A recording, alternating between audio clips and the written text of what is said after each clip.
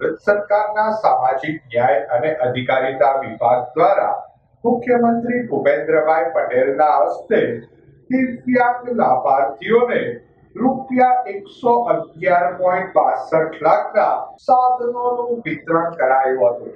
શહેરના જવાહર મેદાન ખાતે આયોજિત કાર્યક્રમમાં ભારત સરકારના સામાજિક ન્યાય અને અધિકારિતા વિભાગ દ્વારા મુખ્યમંત્રી ભૂપેન્દ્રભાઈ પટેલના હસ્તે 1017 દિવ્યાંગ લાભાર્થીઓને 1600 થી વધુ સહાયક સાધનોનું વિતરણ કરાયેલ. આ પ્રસંગે કેન્દ્રીય મંત્રી નીમુબેન બાંભણિયા, કેબિનેટ મંત્રી જીતુભાઈ વાઘાણી ખાસ ઉપસ્થિત રહ્યા હતા.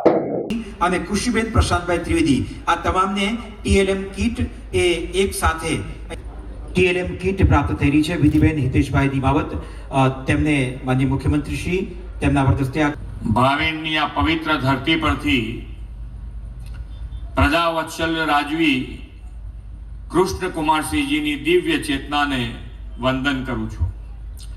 વિશ્વ નેતા અને યશસ્વી વડાપ્રધાન શ્રી મોદી સાહેબની પ્રેરણાથી આજે ભાવનગરમાં યોજાયેલો સાધન સહાય વિતરણ કાર્યક્રમ માત્ર સરકારી કાર્યક્રમ નથી, પ્રજા કલ્યાણ માટેની સમર્પિત ભાવનાની વિરાસતને ઉજાગર કરતો માનવતાનો ઉત્સવ છે. ગઈકાલે 15મી જાન્યુઆરીએ આપણી વાસી ઉત્તરાયણ મનાવીએ છીએ. 15 જાન્યુઆરી ભાવનગર અને દેશના ઇતિહાસમાં એક મહત્વપૂર્ણ દિવસ તરીકે ઉલ્લેખાય છે. 1948માં 15મી જાન્યુઆરીના દિવસે કૃષ્ણકુમારસિંહજીએ સરદાર પટેલની ઉપસ્થિતિમાં ભાવનગર રાજ્યનું વિલીનીકરણ એક અને અખંડ ભારતમાં કરવાની ઐતિહાસિક પહેલ કરી હતી.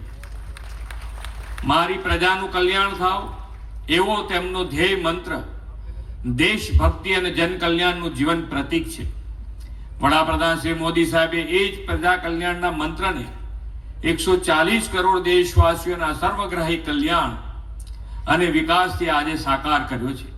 સહાય વિતરણ કાર્યક્રમ એ દિશામાં એક નક્કર કદમ છે.